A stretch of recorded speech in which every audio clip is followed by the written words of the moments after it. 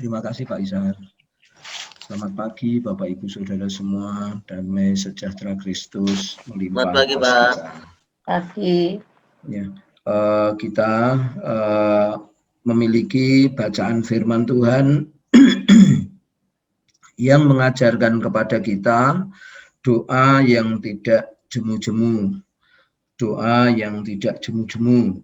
Ya, nah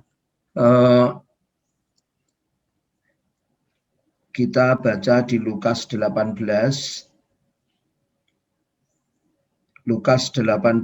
ayat 1 dan ayat 7. Ayat 2, 3, 4, 5, 6 saya lompati. Demikian firman Tuhan. Yesus mengatakan suatu perumpamaan kepada mereka untuk menegaskan bahwa mereka harus selalu berdoa dengan tidak jemu-jemu.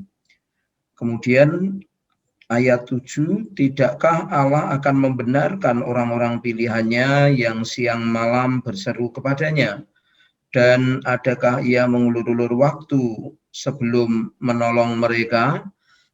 Bapak Ibu Saudara, ini Tuhan Yesus memperumpamakan seorang di tengah kota ada hakim yang sangat lalim gitu ya, sangat bengis gitu. Nah, ada seorang wanita berdoa yang setiap hari datang meminta,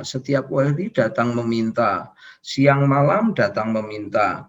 Nah, akhirnya cerita itu hakim itu meloloskan ibu itu dan permintaannya terkabul. Nah, demikian maksud dari perumpamaan itu. Jadi harus siang malam kita bertekun, siang malam kita berdoa sungguh-sungguh. Tetapi kita ada di ayat-ayat itu ada kesan-kesan yang terimplisit gitu ya. Nah, yang pertama saya melihat untuk kita bertekun di dalam doa.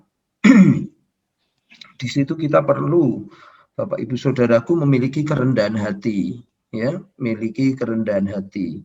Sampai Yesus sendiri, saudaraku, memperumpamakan hal itu.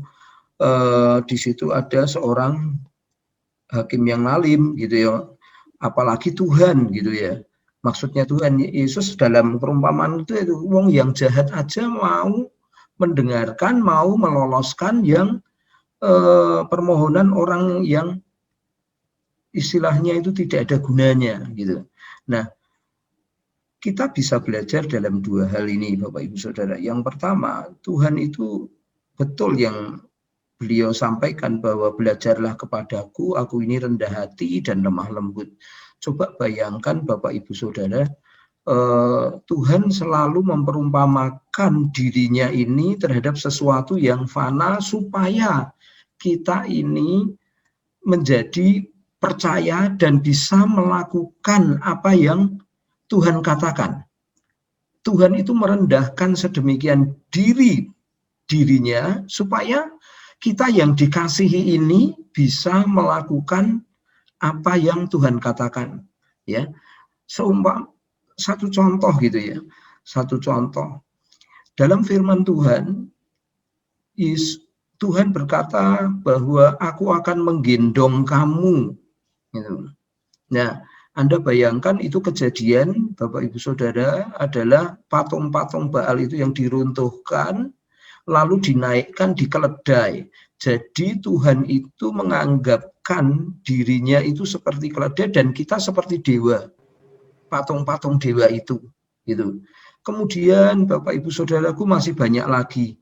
Di yang tadi saya kutip, belajarlah kepadaku, aku ini lemah lembut, murah hati, ya Bapak Ibu Saudaraku, dan pikulah kuk yang kupasang. Dia Bapak Ibu Tuhan itu dengan kerendahan hati menganjurkan kita memasang kuk bersama-sama dia. Nah, kuk itu kan dipasangkan bukan pada manusia, pada sapi, pada kerbau yang sedang mau membajak. Supaya tujuannya adalah manusia kita yang dikasihinya itu bisa melakukan itu. Tuhan demikian merendahkan dirinya.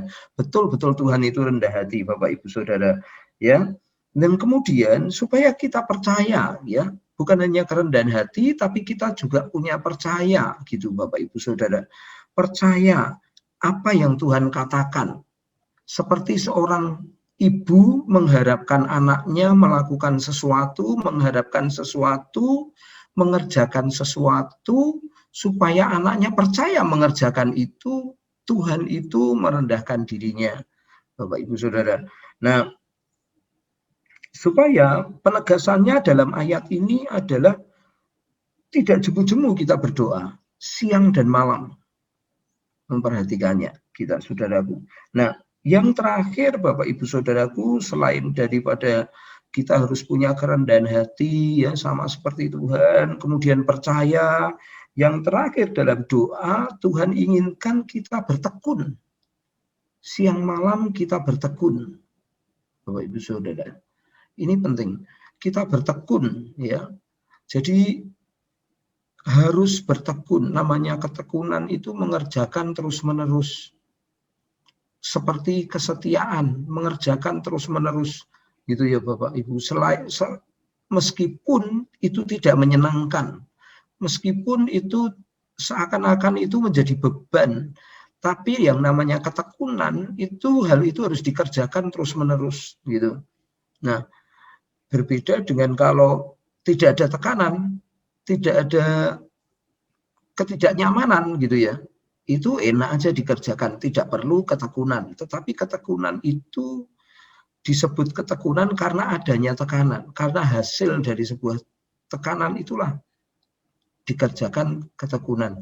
Nah, mari Bapak Ibu Saudara, pagi hari ini kita belajar kepada Tuhan kita yang rendah hati, ya, yang mengharapkan kita melakukan apa yang Tuhan kerjakan, melakukan apa yang Tuhan firmankan, gitu ya.